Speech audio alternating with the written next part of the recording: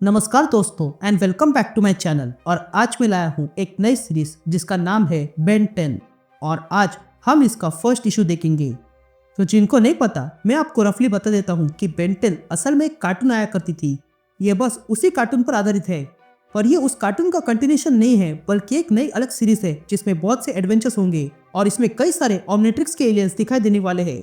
तो बिना किसी देरी के लेट्स बिगिन।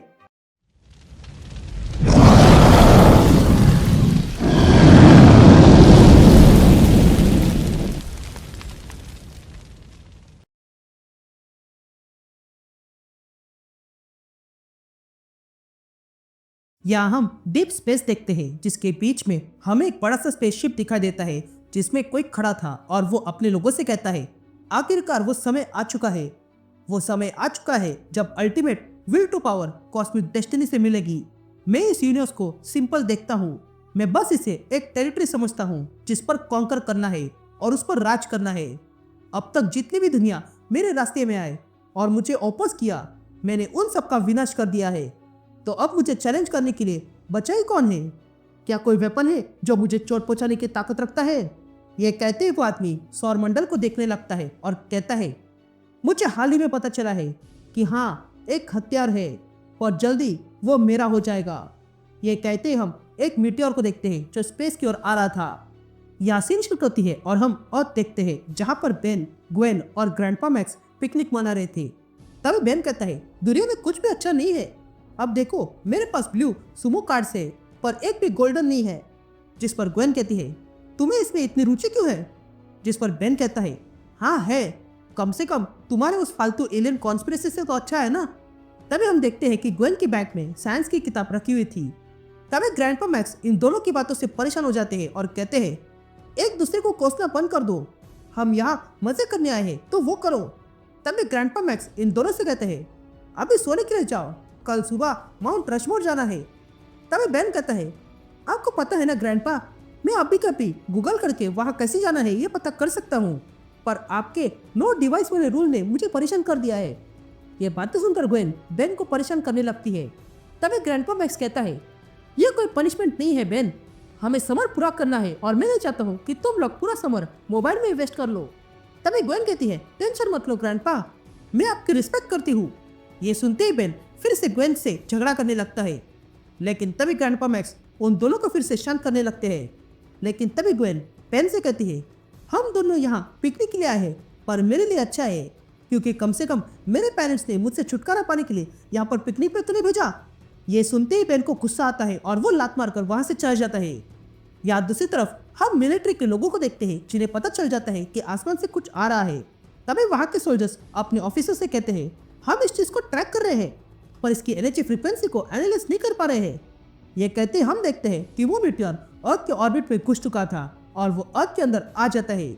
यहाँ बेन गुस्सा होकर चल रहा था, लेकिन तभी वो देखता है कि आसमान से कुछ आ रहा है। ये देखकर वो सोचने लगता है कि क्या है, लेकिन तभी वो मीटियोर बेन के पास में आके गिर जाता है जिसके कारण बेन दूर गिर गया था। लेकिन तभी बेन फिर से खड़ा हो जाता है और वो क्या गिर गया ये देखने जाता है। तभी बेन देखता है कि वहां पर बस आग थी और कुछ नहीं। लेकिन तभी बेन को अंदर से कुछ अजीब सी चीज दिखाई देती है, इसलिए बेन उस चीज की ओर बढ़ता है। लेकिन तभी वो समझ आता है कि जो कुछ भी था वो ग्रैंडपा मैक्स को बताना पड़ेगा। ये कहते बेन वापस जाने लगता है, लेकिन तभी वो चीज बाहर आके बेन के हाथ से जुड़ जाती है और ओमनिट्रिक्स स्वरूप धारण करती है। ये देखकर बेन पूरी तरह से डर गया था, इसलिए वो अपने हाथ को झटकाने लगता है, लेकिन वो ओमनिट्रिक्स उसके हाथ से अब चिपक चुकी थी। यहाँ बेन देखता है कि वहां पर मिलिट्री आने लगी थी, इसलिए वो एक पेड़ के पीछे छुप जाता है। तभी वो जनरल अपने लोगों से कहता है यहाँ पर जो कुछ भी गिरा है वो भी ढूंढना होगा और जब तक वो नहीं मिलता हम कहीं नहीं जाएंगे। ये सारी बातें बेन छुपकर सुन रहा था। इधर ग्रैंडपा मैक्स बेन को ढूंढते हुए आता है, लेकिन तभी उन्हें भी वो फ्लेम्स दिखा देते हैं, इसलिए वो चौंक जाते हैं। यहाँ ग्वेन अपने कैरावान में बैठकर चिल कर रही थी, तो वही बेन उन मिलिट्री से बचकर भागने लगता है। तभी बेन वो ओमनिट्रिक्स निकालने का प्रयास करता है और कहता है ये कोई मजाक नहीं है, ये चीज निकल क्यों नहीं रही? ये कहते बेन कुछ देखता है और चौंक जाता है। और तब हम भी देखते हैं कि वहां पर एक बड़ा सा साइबरनेटिक पियर आ चुका था जो आती बेन को मारने जाता है। ये देखकर बेन पूरी तरह से डर गया था और वो उस भालू को दूर जाने के लिए कहता है, लेकिन वो भालू उसके और पास आने लगा था। ये देखकर बेन पीछे जाने लगता है और गिर जाता है और एक्सीडेंटली उसका ओमनिट्रिक्स एक्टिवेट हो जाता है। यहाँ वो भालू ये देखकर चिल्ला रहा था। इधर बेन देखता है कि उस ओमनिट्रिक्स से एनर्जी निकलने लगी थी और तब वो एनर्जी बेन को कवर करती है और अगले पल बेन ट्रांसफॉर्म होने लगता है और उसके अंदर से 2 और हाथ बाहर आ जाते हैं और वो बन जाता है 4 आर्म्स। ये देखकर बेन चौंक जाता है और कहता है, ये क्या, मैं बदल कैसे गया?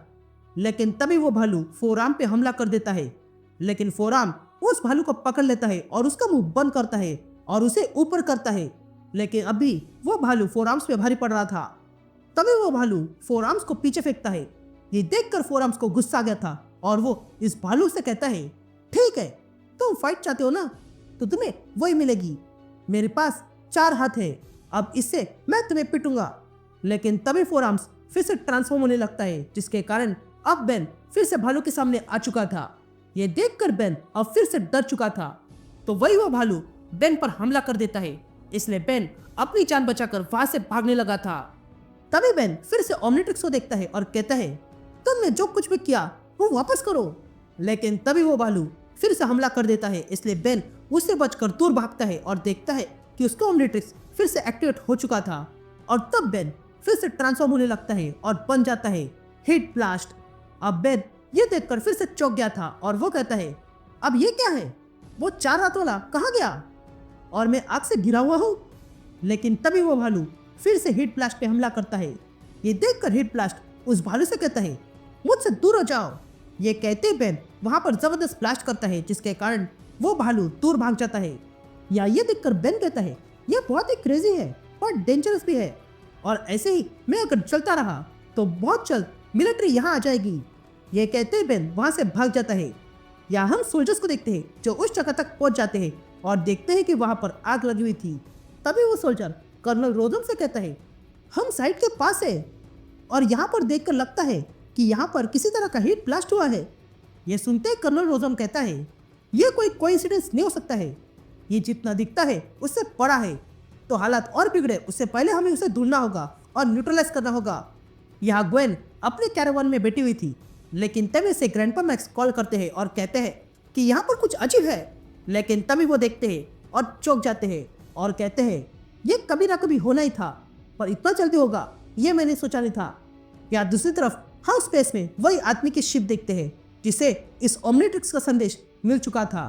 तभी वो आदमी अपने लोगों से कहता है, मैं जानता हूँ वो चीज़ मुझसे अधिक समय तक दूर नहीं रहेगी, इसलिए अब हमें होशियारी से काम लेना होगा। इस सिग्नल को ट्रैक करो और कहाँ पर है वही चलो। ये जो कुछ भी जगह होगी और जहाँ कहीं भी होगी हमें उस पर अब राज करना है। ये कहते हम देखते हैं कि वो आदमी कोई और नहीं बल्कि विलगैक्स है, जो अर्थ की ओर निकल चुका है।